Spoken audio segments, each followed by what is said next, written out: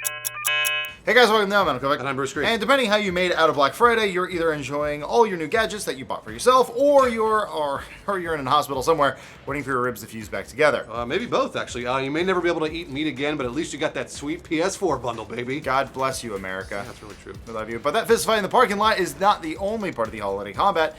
The smaller part, really, you're all just basically ants with money to be siphoned to the real combatants. Sony, Microsoft, and Nintendo. Yeah, that was a long way to go for that one, Joe. The NPD Group released sales data for November 2015 today, giving us a peek at how the console platforms and their games performed over the frenzied retail holiday. And a quick reminder, NPD only reports on physical sales, which means we won't have a complete picture of how the games performed. Lawrence, please take it away. Oh yeah, let's start with consoles, since that's apparently the big cat fight most people seem to care about. Always. Always. Yeah, Thank you. We'd like to make this really tense and build up to this epic confrontation, but yeah, the PS4 completely blew everything away. Yep. Surprise. Sony's little rhombus actually crossed a pretty big milestone. 30 million PS4s have been sold since the console's launch in 2013. Jeez. And Wow. technically, this makes the PlayStation 4 the fastest-selling PlayStation console ever. Wow. Yeah, pretty cool. The previous title holder, the PlayStation 2, is currently the best-selling console of all time, so we're looking at a pretty good run here. Not bad. Here's some data for reference. In the same 2-year window since launch, which is to say from March 2000 to March 2002, the PlayStation 2 shipped 28.68 million units worldwide. At 30.2, the PS4 just edges it out in the same time window. Goddamn.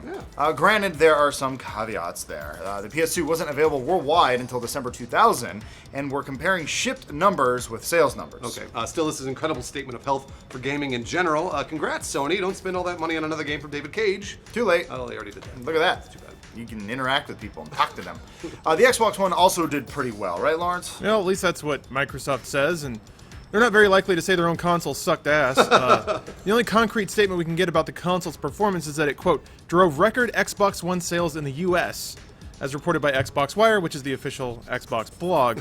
Yeah, they flatly said they'd no longer be sharing shipment or sales numbers at all. What? Yeah, just Xbox Live usership numbers. So we're unlikely to get any official word on exactly how many VCRs have been shipped out there. That said, the estimate hub of the internet VG charts puts the Xbox One's total sales at 17.64 million, or just over half PlayStation 4's current sales numbers. And now to the console everyone's been waiting for, the Wii U. What? We have nothing. We don't have any. What does VG Chart say about the Wii U, Lawrence? Basically, we expect companies to put out some kind of statement based on the relative performance of their console. Nintendo hasn't really made a statement yet. And NPD doesn't really have relative numbers about that, so there's no way to triangulate how many Wii U's are sold this holiday. Okay. The closest thing we have to data is Microsoft head of marketing Aaron Greenberg said that all Generate consoles combined sold 3 million. But we have no way to really divvy that up. The Wii U is sitting at 11.4 million according to VG charts. That's pretty good for a Nintendo little guy. So if that puts all the Generation 8 console sales at 3 million, we don't really have any hard data to divvy up that pie in any way. So whatever guesswork we would apply would make the resultant data useless enough to not be really worth considering at all. Right. Shut it down. Yeah. Regardless, hardware sales overall rose 11% year over year, really good. which is a fantastic sign for health for the industry as a whole. We're coming off a series of declines in the early 2010s, which led to some rumblings that a video game depression could have been on the horizon. Really? Depression? Not like a recession or something? Just like a little bit? Like Lawrence, what do you think? bread lines? People were expecting, like some of the doomsayers were saying another crash circa like 1984 was Right. coming. I think this pretty much says that's not the case. It was just sales were kind of cooling off, that the console generations were out for 6 or more years. I don't know. We're far way off from burying a bunch of cartridges in the desert. Like, that's just not I wish happening. we were, though. That sounds really cool. Anyway. King Tut's treasure. No, it's E.T.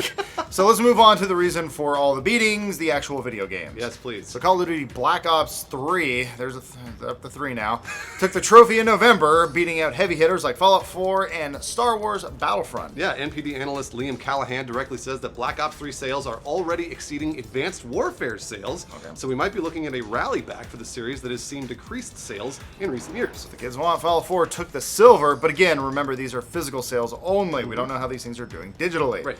Callahan claims that adjusting for the days of sales within November, the game was available, that Fallout 4 is the best-selling game in the series. Specifically, it sold 70% more units than New Vegas and 9% more than Fallout 3. Yeah, Fallout 3 was out for a long time. Keep that in mind. That's really good. Callahan claims its performance is more comparable to Skyrim than other Fallouts, though.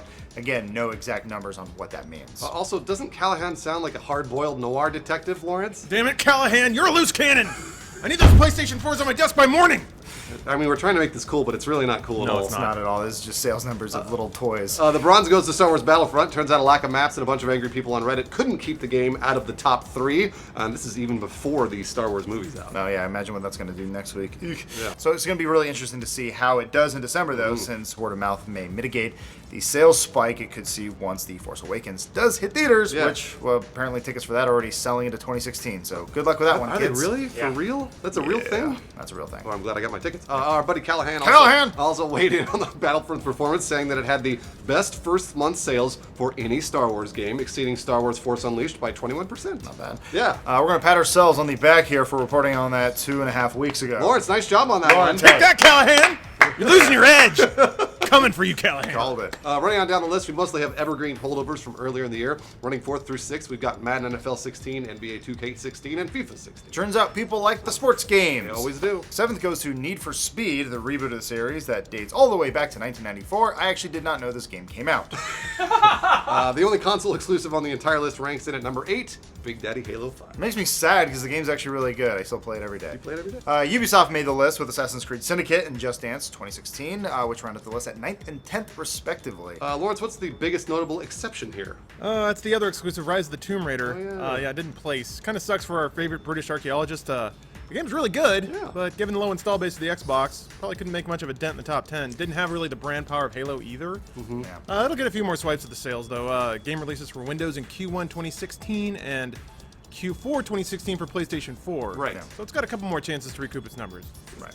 And in summary, everything's looking healthy in the gaming sector. Overall, retail sales rose by 2%, and that's not even accounting for digital, which continues to grow at a steady rate. Yeah, more sales means more games, means happy gamers, theoretically.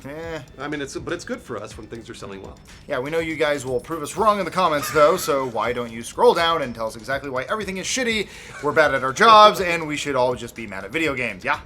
Yeah. You guys gonna do that for us? Yeah. Joel, you gonna do that for us? No, comments are a bastion of good vibes, man. How do you feel now that Overwatch is gone? Real bad vibes, man. I guess we just fucking film it, right? I just told them that we were shooting. Doesn't matter. All right, guys, let's get started. 5, 4, 3, camera roll, 2. go. Hey. Oh, that actually worked. I knew that they would shut up because they're all TV, entertainment people. As soon as they hear a countdown, I'm like, oh shit, someone's shooting something. They're gonna shut up immediately. You talking about Overwatch? He's going back to the beginning when way everyone back was to the like beginning. I'm just because you seem We so just waited. This is like the captain of the football team going back to high school 15 years later and trying to remind everyone about all Remember that those joke cool I made plays. last time? Guys, I have so few wins here. Just give me this.